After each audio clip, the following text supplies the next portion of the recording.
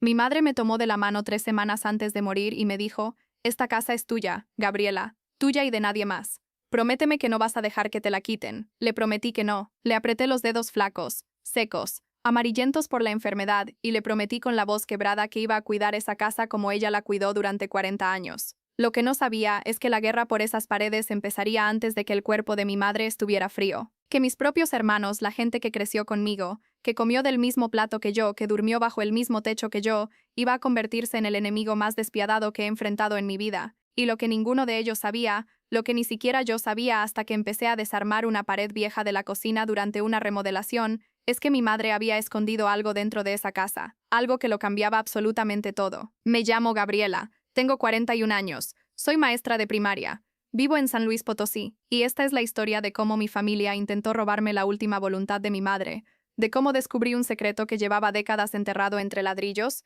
y de cómo aprendí que la sangre compartida no garantiza lealtad, pero que la verdad, cuando finalmente sale a la luz, es la única herencia que nadie puede impugnar. Para entender esta historia, necesitan conocer a mi madre. Se llamaba Consuelo. Murió a los 73 años, después de una batalla de 14 meses contra un cáncer de pulmón que la fue consumiendo como una vela que se derrite desde adentro. Pero antes de la enfermedad, antes de los hospitales y las quimioterapias y el olor a desinfectante que se me quedó impregnado en la nariz durante meses, mi madre fue la mujer más fuerte que he conocido. Consuelo nació en un pueblo pequeño a las afueras de San Luis Potosí, hija de campesinos.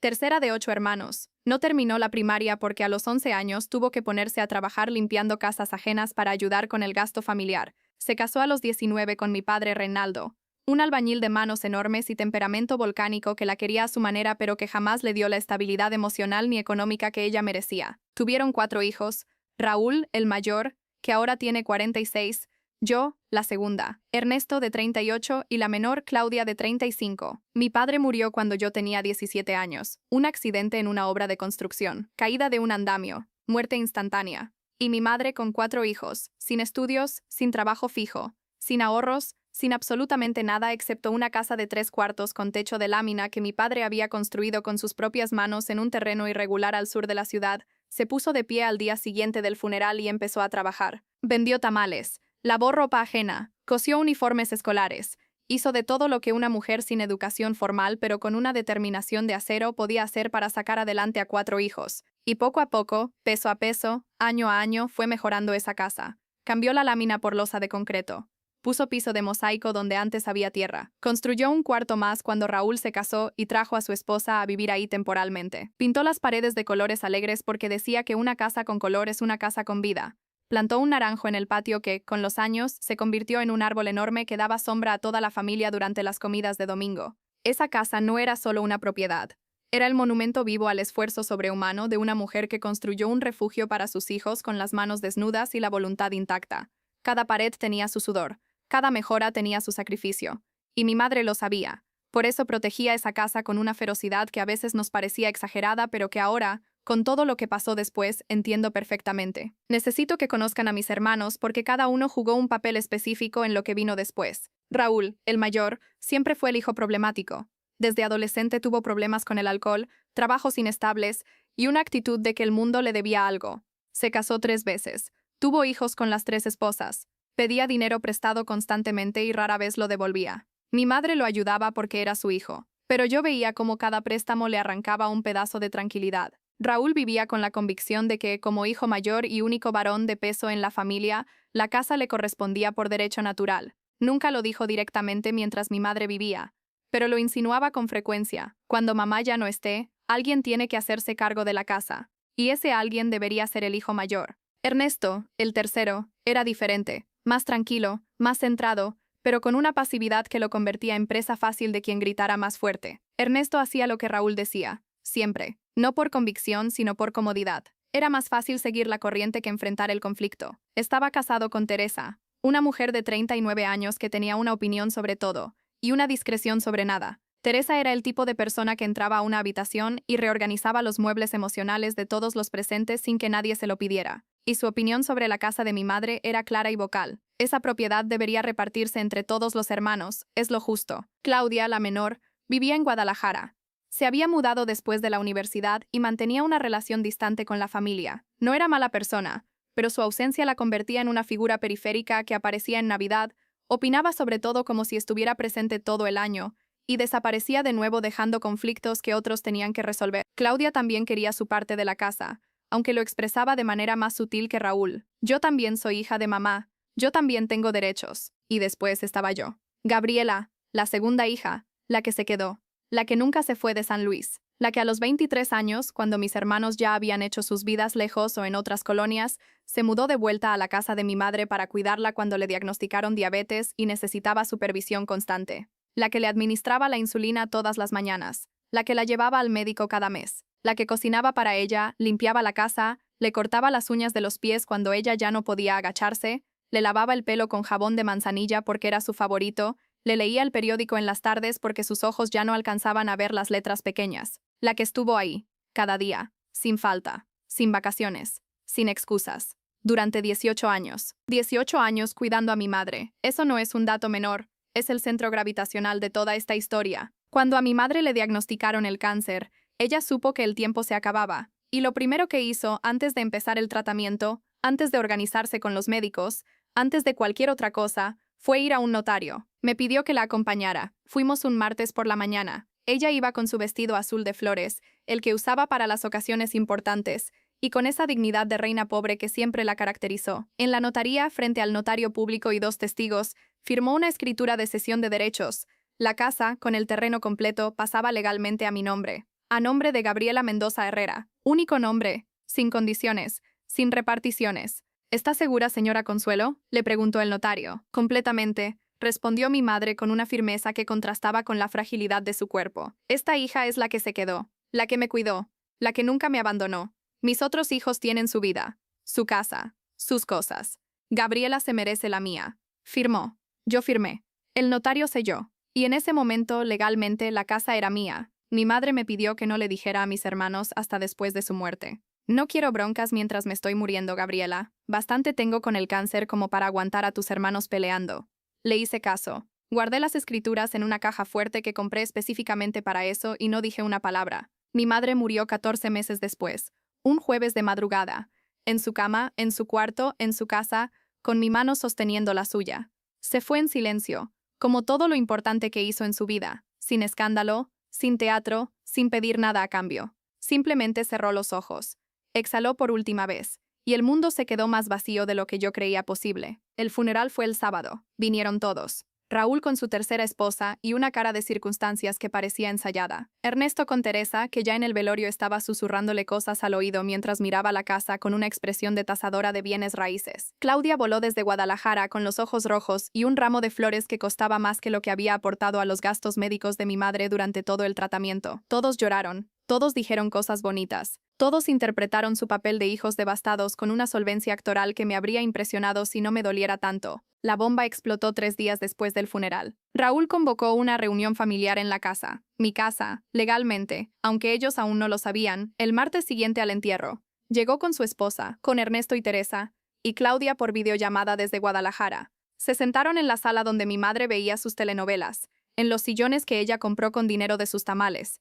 Y Raúl, con la autoridad autoproclamada del hijo mayor, dijo: «Bueno, hay que hablar de la casa. Mamá no dejó testamento que yo sepa, así que esto se reparte en partes iguales entre los 4. Es lo que marca la ley». Sentí el calor subir desde mi estómago hasta mi garganta, no por la afirmación legal, que era incorrecta, sino por la naturalidad con la que Raúl asumía que tenía derecho a algo que nunca cuidó, nunca mantuvo, nunca protegió. 18 años de ausencia borrados con una frase. Se reparte en partes iguales. Respiré profundo. Fui a mi recámara. Volví con las escrituras. Las puse sobre la mesa de centro, esa mesa de madera que mi madre compró en un mercado de pulgas y que restauró ella misma con lija y barniz durante un fin de semana entero. Mamá sí dejó algo, dije. Dejó esto. Una cesión de derechos notariada. La casa está a mi nombre. Legalmente es mía. El silencio que siguió fue como el que precede a un terremoto. Breve, denso, cargado de una energía que sabes que va a destruir algo. Raúl fue el primero en reaccionar. Se levantó del sillón con una violencia que hizo temblar la mesa. ¿Qué estás diciendo? ¿Que mamá te dejó todo a ti? ¿Nada para nosotros? Eso es imposible. La manipulaste. Le lavaste el cerebro. Una vieja enferma no sabe lo que firma. Voy a impugnar esa escritura. Teresa, la esposa de Ernesto, se sumó inmediatamente. Esto es injusto. Ernesto también es hijo de doña Consuelo. También tiene derechos. No puedes quedarte con todo solo porque vivías aquí. Vivir aquí no te hace dueña. Claudia, desde la pantalla del teléfono, lloraba y decía entre sollozos: no puedo creer que mamá hiciera esto. No puedo creer que nos excluyera. Yo también la quería.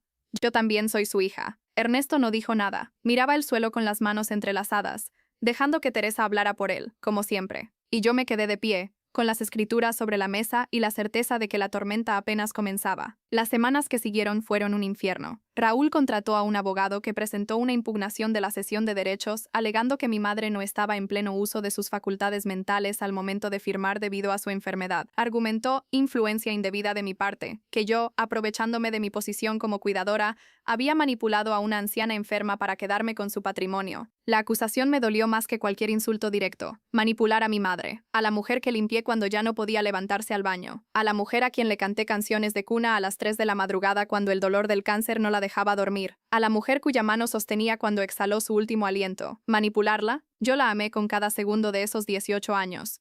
Cada segundo. Y ahora mi hermano, que aparecía cada 3 meses a pedir dinero y a llenar el refrigerador de cervezas que nunca pagaba, me acusaba de manipulación. Primera red flag que debía haber atendido años antes. Raúl siempre habló de la casa como si fuera suya. Desde que teníamos 20 y tantos años, se refería a ella como la casa de la familia, nunca como la casa de mamá. Esa distinción lingüística, que en su momento parecía insignificante, revelaba una mentalidad de propiedad compartida que no correspondía con la realidad legal ni moral. La casa era de mi madre, ella la construyó, ella decidía qué hacer con ella, y decidió dármela a mí. Segunda red flag. Teresa, la esposa de Ernesto, llevaba años haciendo preguntas sobre el valor del terreno. En reuniones familiares, sacaba el tema de manera casual. Oigan, ¿ustedes saben cuánto vale un terreno por esta zona? Dicen que ha subido mucho. La casa de Doña Consuelo tiene escrituras o es posesión. ¿Saben que aquí cerca están construyendo un fraccionamiento nuevo? Yo pensaba que era conversación ociosa. Era prospección inmobiliaria. Tercera red flag. Claudia, desde Guadalajara, me llamaba periódicamente no para preguntar por mi madre ni por mí, sino para preguntar cómo estaba la casa.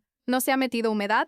¿El techo sigue bien? ¿No han construido cerca algo que le quite valor? Preguntas de una inversionista, no de una hija. Mientras el proceso legal avanzaba con la lentitud desesperante de la burocracia mexicana, yo seguía viviendo en la casa, mi casa, y decidí hacer algo que mi madre siempre quiso pero nunca pudo costear: remodelar la cocina. El piso estaba agrietado, las paredes tenían humedad y una sección del muro que daba al patio se había hinchado con el tiempo hasta formar una protuberancia que mi madre cubría con un calendario grande de esos que regalan en las tiendas. Contraté a un albañil llamado Don Refugio, de unos 60 años, un hombre callado y eficiente que había trabajado antes en la colonia. Empezamos por el muro dañado. Don Refugio golpeó la protuberancia con un cincel y el repelado se desprendió, revelando que, detrás de la capa exterior, había un hueco intencional en la pared. No era daño por humedad. Era una cavidad construida a propósito como un escondite. Don Refugio me miró con las cejas levantadas. Señora, aquí hay algo metido. Metí la mano con cuidado. Mis dedos tocaron plástico. Saqué una bolsa de supermercado enrollada y asegurada con ligas. Dentro de la bolsa había un sobremanila grueso, sellado con cinta adhesiva, con una sola palabra escrita en la portada con la letra inconfundible de mi madre: Gabriela. Las manos me temblaban tanto que tuve que sentarme en el piso de la cocina para abrir el sobre. Don Refugio se retiró discretamente al patio, con esa intuición de los hombres sabios que saben cuando alguien necesita estar sola. Dentro del sobre había 3 cosas. La primera, una carta de 8 páginas escrita a mano por mi madre. La tinta estaba ligeramente descolorida, lo que indicaba que llevaba años ahí. Estaba fechada. La fecha correspondía a un periodo anterior al diagnóstico de cáncer, lo que significaba que mi madre había escondido esto cuando todavía estaba sana, cuando todavía tenía la fuerza para abrir una pared y volver a cerrarla. La segunda, un fajo de billetes. Conté 68,000 pesos en denominaciones variadas. Ahorros. Los ahorros secretos de una mujer que ganaba dinero vendiendo tamales y cosiendo uniformes, guardados billete a billete, peso a peso, durante años, escondidos en las entrañas de la casa que ella misma construyó. La tercera, una serie de documentos viejos, recibos de pago del terreno original, facturas de materiales de construcción, notas de gastos de mejoras en la casa, y algo que me dejó sin aire: 3 pagarés firmados por Raúl. 3 préstamos que mi madre le hizo a lo largo de los años, por cantidades significativas que él nunca devolvió. Los pagarés estaban firmados, con fecha, con la cantidad especificada y con la firma de Raúl que yo reconocería en cualquier parte. Total de la deuda documentada: 142,000 pesos. Raúl le debía a mi madre 142,000 pesos, y estaba peleando por quedarse con su casa. Pero fue la carta lo que me destruyó y me reconstruyó al mismo tiempo. Mi madre escribía con una ortografía imperfecta pero con una claridad emocional que ningún académico podría igualar. Le voy a leer los fragmentos que me marcaron para siempre, respetando sus palabras exactas aunque tuvieran errores. Gabriela, si estás leyendo, esto es porque ya me morí y porque fuiste la única que se quedó en esta casa lo suficiente para encontrarlo. Eso me confirma que hice bien en dejarte todo a ti. Tus hermanos van a pelear. Lo sé porque los conozco. Los parí, los crié y los conozco mejor de lo que ellos se conocen a sí mismos. Raúl va a gritar que es injusto. Ernesto va a hacer lo que Raúl diga. Claudia va a llorar desde lejos. Pero ninguno de ellos se quedó. Ninguno de ellos me puso las inyecciones. Ninguno de ellos me cargó al baño cuando ya no pude caminar sola. Tú sí, y eso vale más que cualquier herencia. El dinero que está aquí es para ti. Es lo que junté durante años vendiéndole tamales al vecindario. Guárdalo, no se lo des a nadie. Ni a Raúl, que ya me debe lo que está en esos pagarés y nunca me va a pagar. Ni a Ernesto, que es bueno pero débil. Ni a Claudia, que se fue y nunca volvió de verdad. Esta casa la construí con mis manos, Gabriela. Cada ladrillo, cada kilo de cemento, cada cubeta de pintura la pagué yo. Tu padre puso los cimientos, pero yo levanté todo lo demás. Esta casa es mía. Y ahora es tuya. No dejes que nadie te la quite. Prométemelo aunque ya no esté para escucharte. Lloré sentada en el piso de esa cocina durante no sé cuánto tiempo. Lloré hasta que no quedaron lágrimas, hasta que el cuerpo me dolía de tanto sacudirse, hasta que el sol de la tarde se convirtió en la penumbra del anochecer, y la cocina se llenó de sombras largas que parecían los brazos de mi madre rodeándome desde algún lugar donde el cáncer ya no podía tocarla. Lloré de dolor, de gratitud, de rabia, de amor, de todo al mismo tiempo, porque esa carta era la prueba definitiva de que mi madre siempre supo lo que iba a pasar, y se preparó desde la trinchera más humilde posible, un hueco en la pared de su propia cocina. Llevé la carta, los pagarés y los documentos a mi abogada, la licenciada Morales, de 49 años, una mujer pequeña de estatura, pero gigante de carácter que llevaba mi caso con una combinación de empatía y ferocidad que me hacía sentir protegida. Cuando leyó la carta, se le humedecieron los ojos, algo que nunca le había visto. Cuando vio los pagarés, sonrió con esa sonrisa de quien sabe que acaba de recibir la pieza faltante de un rompecabezas. Gabriela, los pagarés cambian todo. No solo prueban que tu madre estaba en pleno uso de sus facultades. Una mujer que planifica escondites, escribe cartas lúcidas y documenta deudas, no es una mujer manipulable, sino que además demuestran que Raúl tiene una deuda pendiente con el patrimonio de tu madre. Él no puede reclamar una herencia cuando debe dinero al caudal hereditario. Esto desmonta su impugnación desde los cimientos. La audiencia donde se presentaron los nuevos elementos fue un día que tengo grabado en la memoria con la nitidez de una fotografía. Raúl estaba sentado al otro lado de la sala con su abogado, con esa actitud de falsa seguridad que siempre adoptaba cuando sabía que estaba en terreno frágil. Ernesto estaba a su lado, con Teresa detrás, susurrándole instrucciones como una directora de escena. Claudia participaba por videollamada. Cuando la licenciada Morales presentó la carta de mi madre, los pagarés firmados por Raúl, y los recibos originales que demostraban que mi madre, no mi padre, no ningún hijo, sino mi madre sola, había financiado cada mejora de esa casa. El silencio en la sala fue absoluto. Raúl palideció al ver los pagarés. Su abogado le susurró algo al oído y Raúl negó con la cabeza repetidamente, como un niño atrapado en una mentira que ya no puede sostener. Teresa se hundió en su silla. Claudia,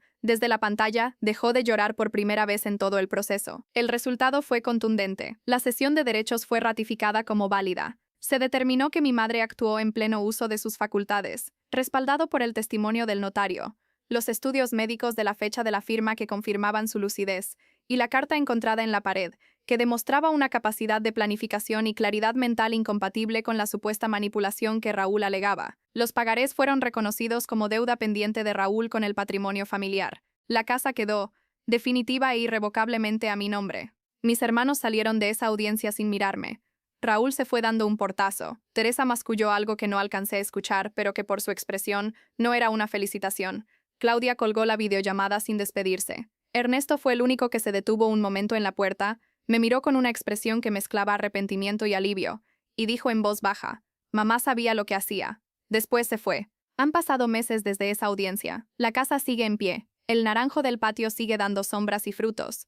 La cocina está remodelada, piso nuevo, paredes sin humedad, una ventana más grande que deja entrar la luz de la mañana de una manera que habría hecho sonreír a mi madre. El hueco en la pared donde encontré el sobre está cubierto con mosaico nuevo, pero a veces paso la mano por esa sección y siento, debajo de la superficie lisa, el eco de lo que estuvo ahí, la última carta de amor de una madre que protegió a su hija incluso desde la muerte. Mi relación con mis hermanos es prácticamente inexistente. Raúl no me habla, Teresa tampoco, lo cual honestamente considero un beneficio colateral. Claudia me escribió un mensaje escueto meses después, diciendo que necesitaba tiempo para procesar todo. No le respondí, no porque no me importara, sino porque ya no tengo la energía de procesar los procesos ajenos cuando los míos todavía me pesan. Ernesto me llamó una vez para pedirme disculpas. Fue una conversación breve, incómoda, llena de silencios que decían más que las palabras. Le dije que lo perdonaba, y era verdad, pero que perdonar no significaba olvidar ni significaba que las cosas fueran a volver a ser como antes. Lo sé, dijo.